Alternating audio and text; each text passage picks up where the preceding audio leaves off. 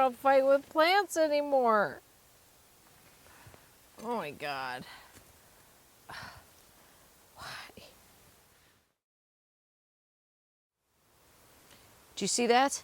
That is my list. This is what we're doing today. So this list is not aspirational. These are must-dos, except for maybe the last one, which is more of a really want to get that done kind of thing. But I probably could push that if I absolutely had to. And the reason for that is because we are about to get a big shift in the weather, along with basically like the whole middle to middle eastern section of the country, like all the way down. It is gonna get cold. So we've got like freezing rain coming tonight. We've got some snow. None of that is the problem. The problem is that we're gonna be lows in the low 20s for the next 3 to 4 days.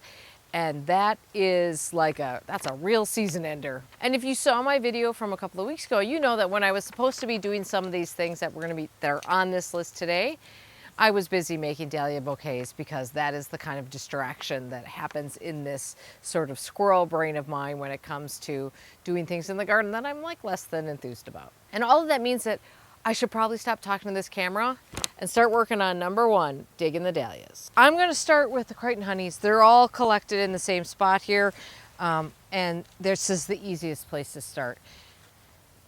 I like to use my my digging fork for this.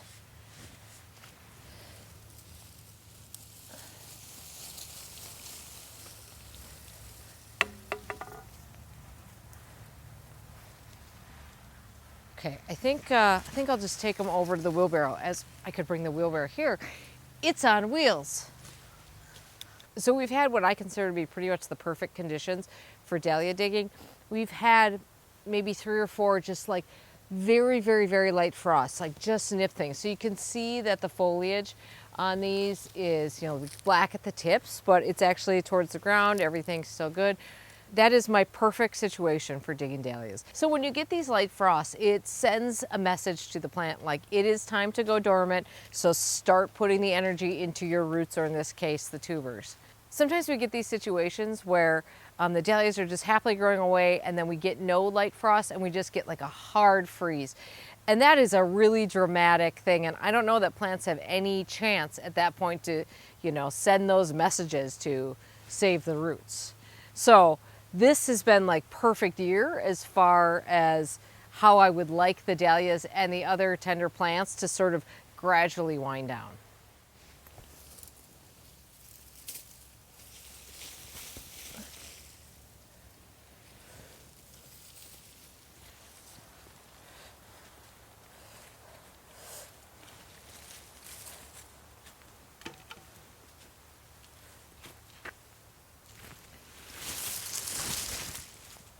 So ordinarily the next thing I would do after I dug all these dahlias is put the hose nozzle on jet, and I would spray all the soil out of this.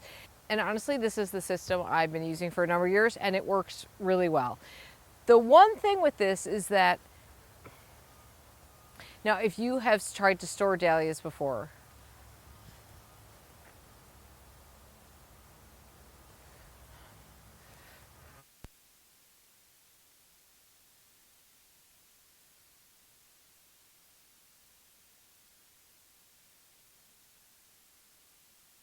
now the hardest part about storing dahlias is finding this balance between temperature and humidity.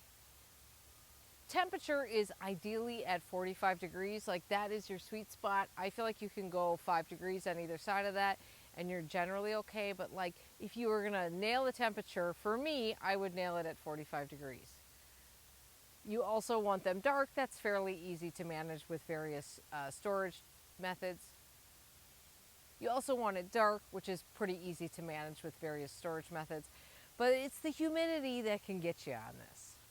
If they get too dry, they desiccate and you lose them. If they get too wet, they rot and you lose them, and it's really gross. So one of the things that comes with spraying off your dahlia tubers is that you need to let them dry before you can put them in storage. And sometimes it'd be for me like for 3 or more days. And so, of course, I start this project on a weekend, and then I end up in the middle of the week and I don't have time because the storage part takes a lot of time too. My hope is that with this method that I'm going to use is that I don't actually need to let these sit any more than overnight, probably. They're not coming out of the soil super, super wet. We have had just like a little bit of rain, but not enough to make everything sticky and wet. So I think I'm actually going to be able to store these tomorrow. So let's get on to this new method. And I just learned about this week. I learned about it from an account on Instagram, 80 Miles North. She's a great dahlia grower. She, I believe, saw this somewhere else and started doing this. So I don't know who created this or came up with this. And if you do, if you're the person who came up with this method, by all means, raise your hand so we can all give you credit for it or blame you when it doesn't work. No, I'm kidding. Give you credit for it. We're going to use an air compressor. So I have my air compressor here. It's going to be noisy as heck. And I'm just going to blow the soil off of these, cut the stems off, and that's it. Now this is going to be a bit messy, although in my mind, not nearly as messy as what I was doing, which was creating an absolute mud pit in my driveway before with the hose. So I have some protective glasses here. I have a dust mask here. Probably going to put my hood up. And then I am going to do this all over a garbage can bin so that soil doesn't just fly everywhere.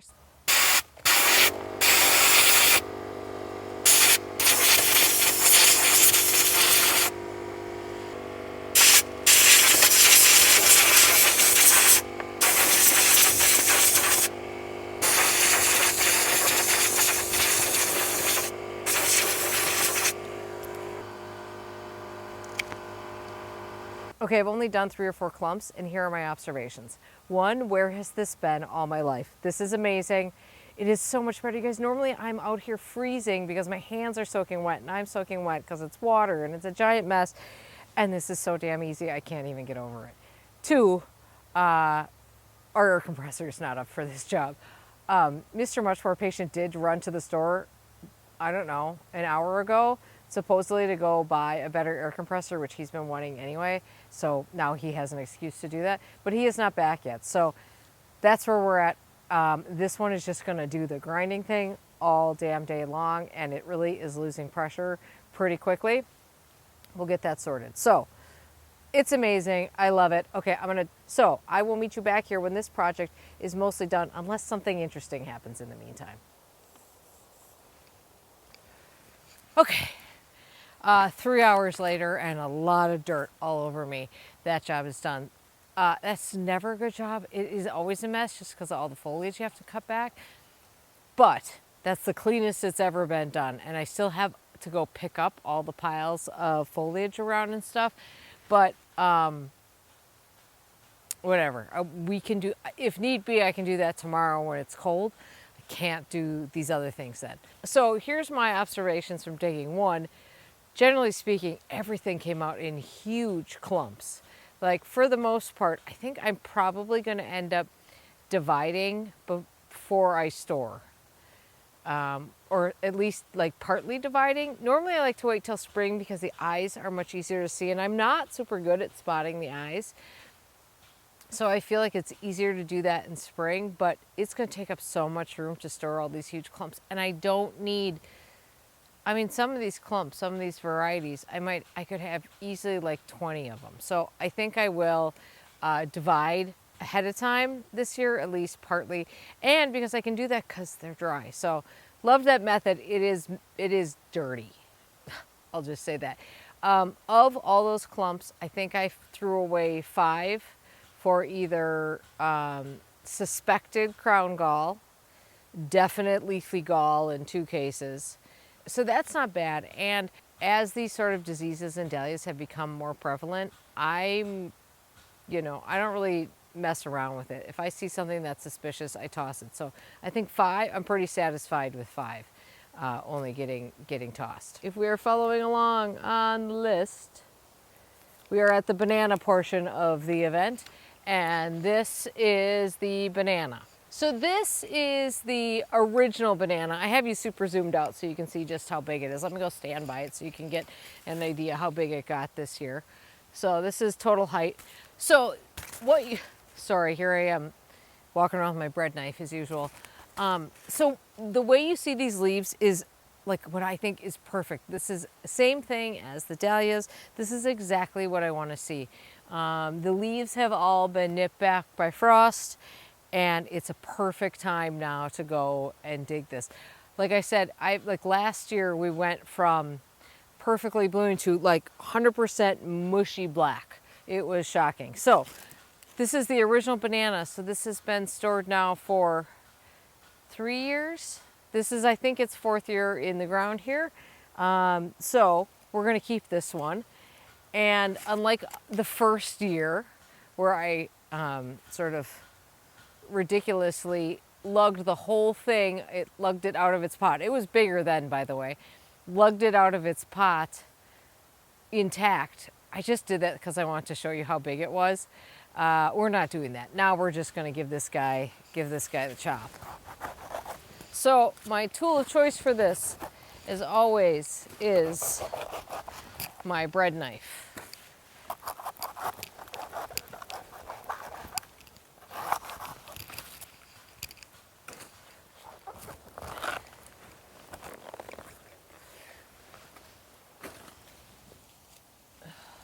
I always love these leaves that haven't unfurled yet because it's so, it's so cool to see how these guys unfurl and you get that. Oh, and there's another one inside of there. Just that beautiful fresh leaf in there. I don't know. I guess I'm easily amused, but I just think those are so cool. So I'm not gonna go through the whole storage process because I have I've been making a video on this every single year. But we do need to cut this off. You generally wanna cut it like where the leaves are coming out. Last year I left it a little bit longer, and I do think that was helpful because I had fewer of the first leaves that were sort of halvesy leaves. So I think I'm gonna cut it like kind of in here.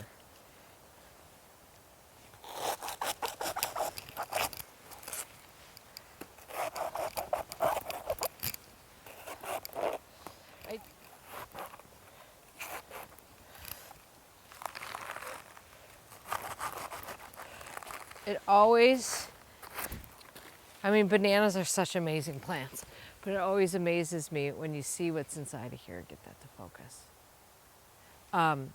This like honeycomb.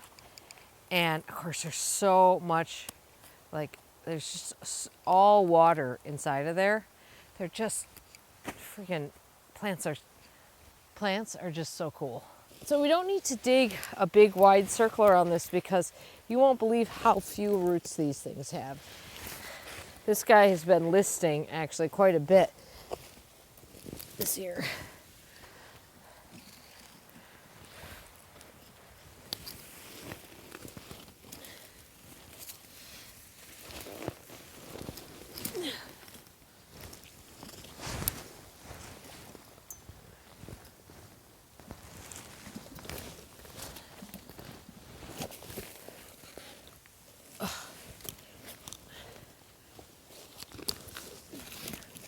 Oh my God.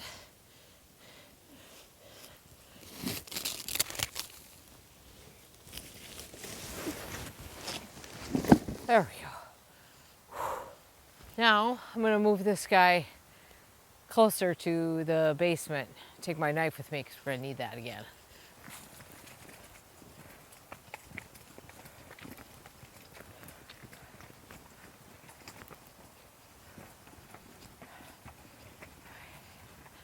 Okay, we're about to go to deal with banana number 2, but first I need to go move some hoses because the other thing I'm doing today is trying to water all the newly planted stuff really deeply because the hoses are gonna have to probably come in, or at least they're probably gonna have to come in. Okay, here is banana number 2. Clearly you can see this one is quite a bit larger, I think, than the other one. Certainly, at least in terms of its stem size. Probably in terms of height too. But I'm not gonna do the thing I did that first year and pulled this whole thing out intact. In fact, we're gonna hack this thing up like Dexter style here. So this actually was a new banana this year. Last year I had saved its predecessor, but it did not come out of storage well. And while I think I probably could have nursed it back to health, I didn't know how long that would take, and I didn't really want to take the chance. So when I saw one at a local garden center, I picked one up, and it was like $45 or $50. And honestly, $45 or $50 for a plant with this kind of presence in a big container, to me, is a pretty good deal. So I feel pretty comfortable that I'm going to be able to find, I mean, originally I was saving these because I wasn't sure I would be able to find them again. They're out there now, so I feel pretty comfortable I'll be able to get another one. So I'm saving the original because she's special, but this one, we're just going to take it out of this pot little by little. All right, well, 10 points for you if you saw the flaw in that plan that took me way too long to discover. By cutting everything off, I lost all the leverage to get that thing out. So I had to bring in Mr. Much More Patient and just go in there and just hack away at it. It was so much harder to get out than if I could have just cut the top quite high, just when I took the leaves off, and then just tipped it, and then we would have gotten the roots out. Don't do it the way I just did it. That was all wrong. Nonetheless, we're onto window box. The window box, please, should be easier than the banana. So I want to empty this so I can actually see out the window. Everything's done. But the yellow vine at the top is Fiona Sunrise Jasmine, which I tried to overwinter in the garage last year and it didn't work. I think it's hardy to zone 7. I'm going to actually try to dig it up out of here and plant it right down there because this is a nice little microclimate.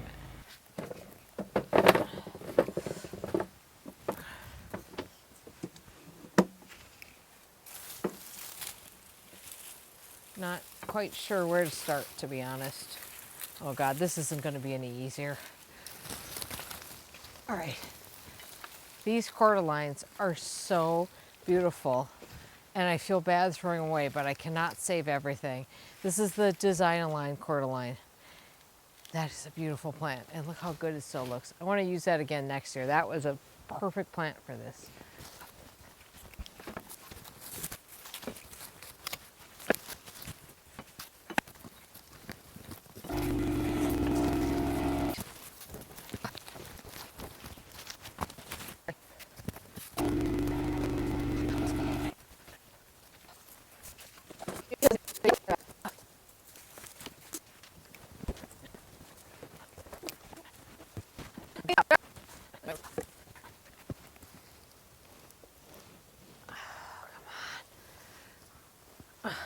I don't want to fight with plants anymore. Oh my God. Why? Do I look like a broken woman? Because I feel like a broken woman. Oh my God, why is every plant putting up such a fight today? I will say one thing. Whatever I did this year did a great job of growing roots. Holy smokes. These Fiona Sunrises I had to cut out of there. I think the root balls on those, I don't know. I couldn't even begin to get them out of that window box. It's kind of one of those things where if I could have taken the window box off and flipped it upside down, that would have been great. But although that window box is on a French cleat, it was heavy to put it up when it wasn't full of soil. So there was no way we were doing that. Oh my God, I am just pooped. By my calculations, I have about 10 minutes, maybe 15 minutes of daylight left. So those poor alliums, we're not going to get to that part of the list today. So I did get those Fiona Sunrise Jasmines planted in that bed along the house. I don't know how they're going to work, to be honest, because they were missing a lot of roots, but we'll see. It's worth a try, I figure. Now, we are on the next day. I have lost the list, but we know that there were alliums on there, and I have my pockets full of them right now. So as much as I appreciate those early spring bulbs, and I do, because that color and that interest early in the year is like life-giving to me, my favorite of these fall planted spring blooming bulbs are alliums.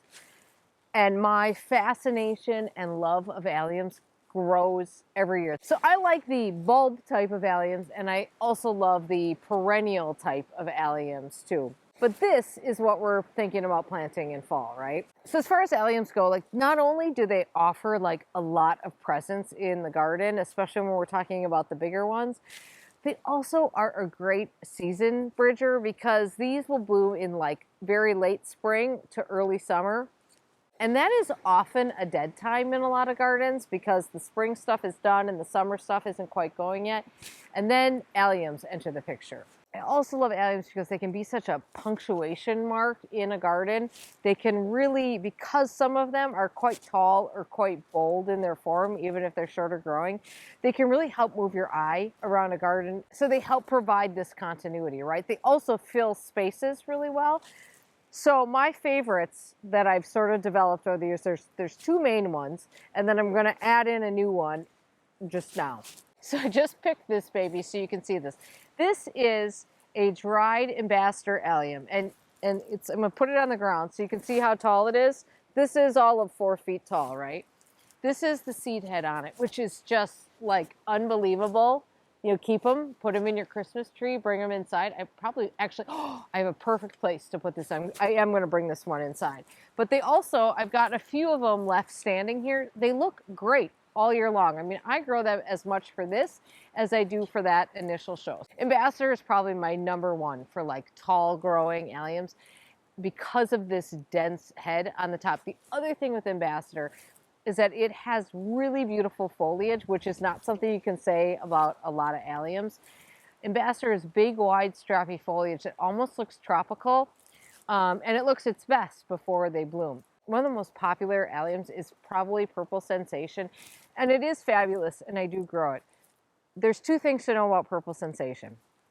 It reseeds a lot. Some alliums, now these have never reseeded for me, sadly, but some alliums like Purple Sensation, Drumstick, a few other ones, they will reseed around.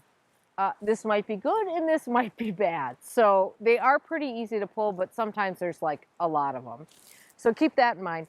The other thing with Purple Sensation is that the foliage is wretched on it. It gets ugly quick. Now, what I do is once that foliage yellows, even though they're just starting to flower, I cut it off. And I tell you what, it has not affected them. And you know, usually for me with bulbs, when the foliage starts yellowing, that is the sign that they have taken up the energy they need. So I figure, why do I need to leave it? So I do cut it off. I just take my little like perennial sickle and I just slice it off and go through, and they keep coming back year after year. So this is Ambassador, love Ambassador. By far, for me, the best tall growing big one that I have ever grown. The other one that I quite love is Christophii. And Christophii is a low growing one, maybe 18 inches, but it gets a seed, you know, a head like about this big, kind of looks like fireworks. It's very similar to Schubertii, if you know that one, which is even bigger and more fireworkish. But for me, Schubertii is not a good repeat bloomer. So it'll bloom once for me, but it doesn't overwinter that well for me. Christophii, I'm getting, well, over here, I've got places where I had it come back for like 5 years. Sometimes it's not as much as that. This guy is Beauregard. This is new to me, and we're giving this a shot this year, so we'll see how it does. Okay, Beauregard is supposed to get 10 inches in diameter on the top. So, I mean, this is that far. What is that? 6 inches maybe? Let's say 6 inches for that. So Beauregard should be about 2/3 bigger than this, or 1/3 bigger than this. Nice thing about alliums, just as easy to plant as any other bulb, except you got to dig the hole a little deeper. About 6 inches is where you want to be. Root end down there, put it up that direction. I redid this whole section of the garden, about a month ago or so. Pulled up almost everything. I didn't pull up like the Baptisia and a few in the Veronicastrum, but other than that, I pretty much dug up everything and replanted it, and it's going to be much, much, much better, in my opinion. And I replanted it with an eye towards bold statement at a little bit of speed, because really, if you're appreciating this garden, you're either seeing it from a distance or you're seeing it as you kind of drive. You know, you're not necessarily moseying through this garden. And so I thought this Beauregard would be the perfect allium to put in here because you're going to spot this from a ways away. So and there are some, obviously there are some ambassadors here. And so I'm going to plant this with some Beauregards over here.